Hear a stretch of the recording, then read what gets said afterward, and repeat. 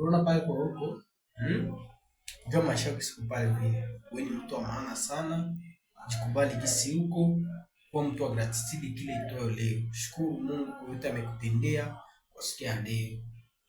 Kwa hii weekend, ukianza journée, ukianza na ukimaliza na ukifikisha ukafika mpaka kwa muda kama na ushukuru Mungu kwa yote amekutendea kwa siku ya leo, siku mzima, kwa mtu wa gratitude kwa yote yenye umepitia kwa siku ya leo. Shukuru Mungu kwa yote, kwa watu wako karibu.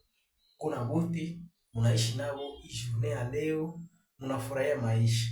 Kwa mtu wa gratitude kwa sababu kila kitu kinawezekana, hakuna kitu kinashindikana. Kila siku kunayua kuwa mtu mnafurahia process zote uko afanya. Furahia mahali umetoka na mahali unaenda. Furahia kisi huko, usijichukie. Usichukie maisha yako, furahia. Malgré situation zote kupitia. Kwa mtu wa gratitude ufurahie kwa sababu ile kipindi itapita, kuingia mwingine kipindi mpya. Kwa sababu kila siku tuko tunaenda sokoni kwa vipindi viko vinakia vya maisha, na kujifunza tu kuelewa kama kwa shida zinaanzaka na zitaisha. Kwa sababu viko vitu vinaanza saa na vitatoka vitaisha, na kila kitu kitenda kuwa bomba.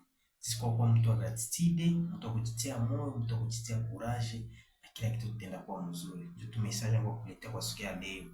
Hata shida tuzokupitia, jua kina mwanzo na kina mwisho. Ujitie tu nguvu, jua kama kila kitu kitenda kuwa bomba na maisha yanaendelea kuwa bien. Kile ndio leo. Mungu atubariki, tukutane tena mwingine kroniki.